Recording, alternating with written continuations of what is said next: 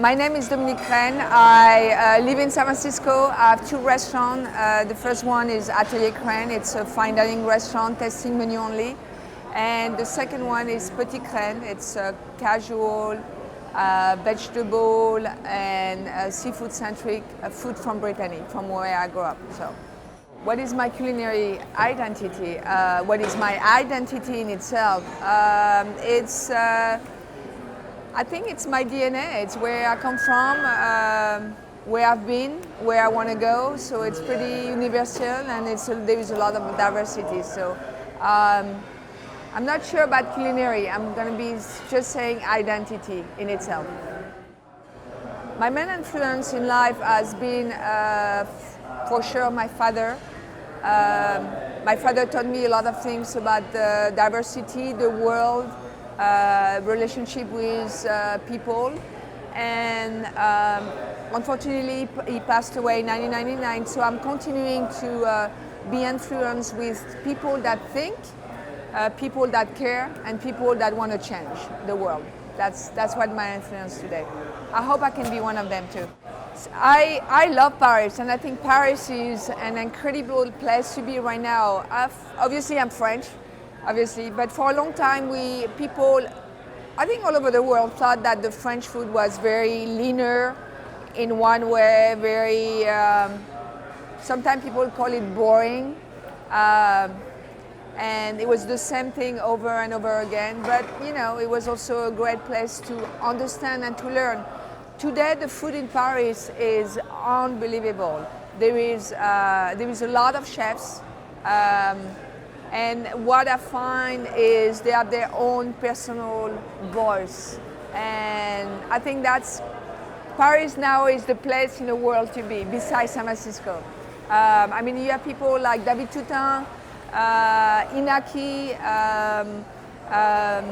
I mean, there's so many people, Gregory Marchand also. It's nice to see that you can go to any of their restaurants and you can test who they are, and it's not the same thing over and over again, and that's so exciting and so inspiring. Maybe I should go back to France.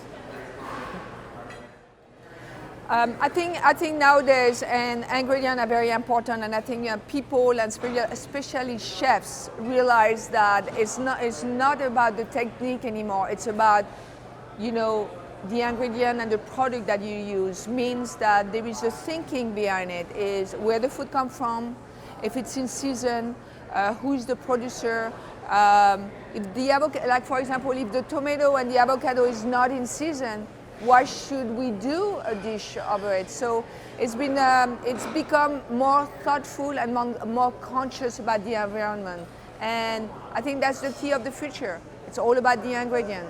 It's not about doing something over and over again because you have a technique and you have a recipe. It's about being creative within the mind that you have to work with what you can have. And that's amazing. And I wish that everyone in the world will do the same thing. And we can change the way that we eat, and that's the way to do it. I mean, honestly, I think Alain Passard has carved the way to a different way of thinking.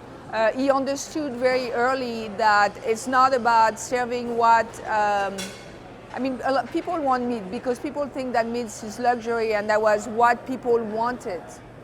But he understood that the core of the restaurant should be vegetable at rockstar. We need to bring them back to the forefront, and I don't know, it started that was a long time ago, and I think he's a pioneer. It's not just the only one. I think also Michel Bras has done that. And I always said that vegetable are the rock star. And that's what I believe. Not the chef, the vegetable. Well, Inaki is a lovely person. I was lucky enough last year to take over his restaurant in Paris for a couple of days. What I love about him is he's expressing himself as this is his story, and he doesn't want to follow the trend. He just want to be himself. You know, I think he understood and he understands the tradition of cooking and the basic and all that, but it's just he's just writing with his food. So that's what I love about him. And I think that's what I love about a lot of chefs right now. They are writing their story with the way they present food, and that's amazing. You know, I think when you want to go to a restaurant, you want to test the soul of a chef. You don't just want to test the food. I love David Chang. I met David. I got introduced to his cooking. I think in 2010 when he was at Agape Substance. I was reading a little bit about him before that, and he's someone that I've traveled the world, worked in a lot of great, I think, kitchen, and he brought his own take on food to his restaurant, and now he's doing his own restaurant, David Chang. I mean, he's amazing, you know, and he's also someone that is very personal. So he deserves all the success that he has right now, and I think he's a great chef, and I think he's going to be talked about for a long, long time. The same thing, I think, is you know, Bertrand is like Gregory Marchand, David Chang, and he also brought something. I think we accept him. I think he brought life in Paris. I think when you go to his restaurant, you're just like, this is amazing. There is color, there is flavor, there is things that perhaps you never maybe taste before. He brought back happiness to what French cooking was about before. Okay, so you get 3 days. If one of my cooks were going to Paris, you get 3 days. First of all, go to the Eiffel Tower first, okay, because they have to do that. I will tell them to go to test a lot of ethnic food first, and then I will tell them to go to La Trance, Passat, and then Le Deserteur, David Chang, Yumsha also, which is an incredible restaurant, and a lot of different little bistros in Paris. I will tell them to make sure that they go to find the best chocolate croissant in Paris, and just not to go to touristic places, but to understand what the culture in Paris. And it's a very, very tight community, and I just want them to experience it, you know. Well, I think France have been very lucky to. First of all, we have incredible vegetable, and usually they come from Normandy or Brittany probably. Passat will say Alain Passat will say Normandy.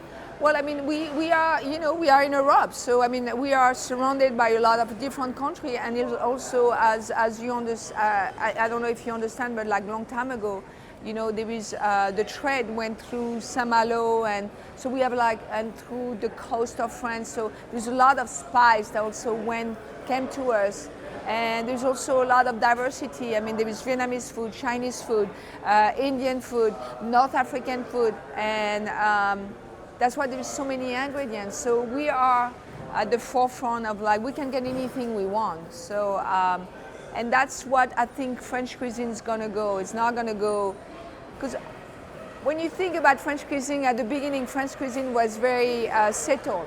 It was all about technique, but it was very settled. Now it's just about flavor, about ingredient, and things that perhaps you know, I just bought a house in the Béarn, and then I realized that there is, not far away, there is a kiwi town. That's where they grow kiwi, and it's amazing. I mean, kiwi, you will think it's what, Australia? So I mean, I think it's important. It's important to bring different ingredients to a country, because what I think is not about cooking French, it's not about cooking Italian, it's not about cooking Chinese, it's about cooking a cuisine that inspires you from what you have learned through, you travel and through your DNA, and it's about one world, one cuisine, and that's where I think we should go.